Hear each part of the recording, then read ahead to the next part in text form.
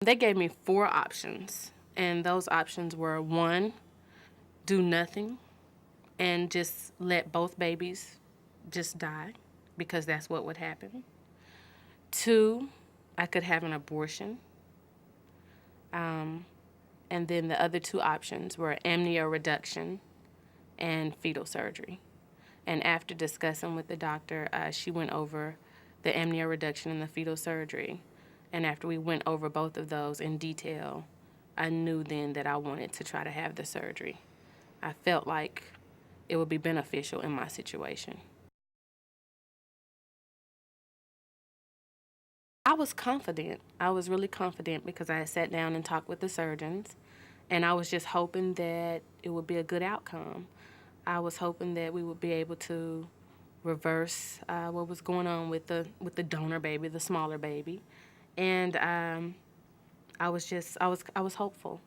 So I came here and we did the surgery that morning, and it only took about 20 minutes. I was really shocked at how quick the surgery was. It was only about 20 minutes, and I felt confident.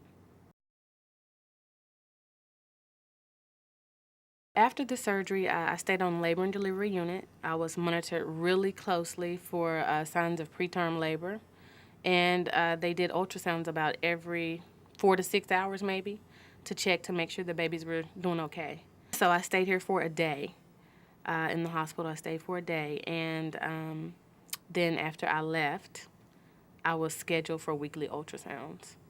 So I was monitored really closely, even, of course, in the hospital and after I left.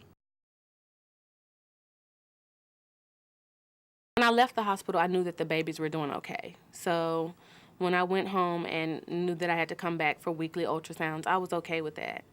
I was just glad that we would keep looking at the babies every week, and then I would get some kind of update every week as to how they were doing.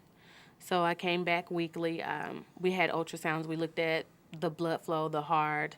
They looked at the growth of each baby's, and I was really excited to get those numbers every 2 weeks, because every 2 weeks I would know how many pounds they weighed, and I'd call my family and let them know, how much they're growing. So that was really good for me. Then the weekly ultrasounds, I just felt they just kept me updated, and I felt good having those. I felt like I was being closely watched.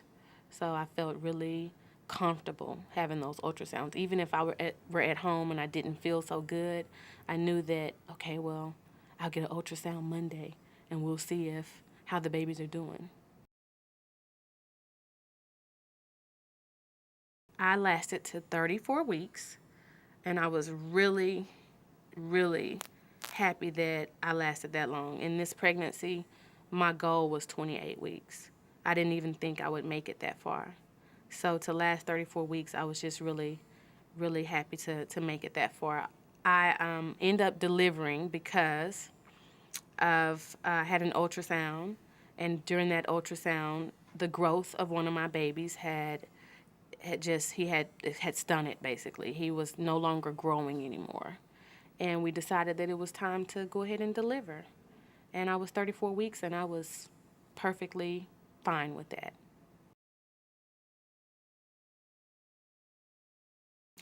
The quality of care here, if San Francisco wasn't so far, I'd come work here from where I live. The quality of care was excellent. I think that UCSF, the Fetal Surgery Center, they have experts. Everyone is knowledgeable, they're caring, they're compassionate, and they're kind. And I just felt really, really good having my surgery here. And I'm so happy and so blessed that I was so close to this place and able to come here and have my surgery.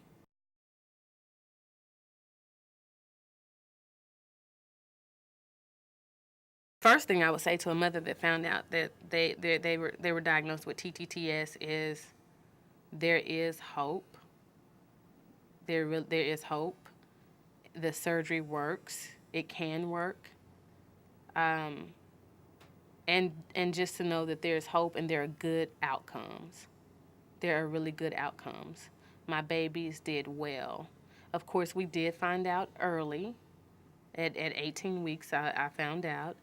But If you find out early and if you're a candidate for the surgery, I would say go for it.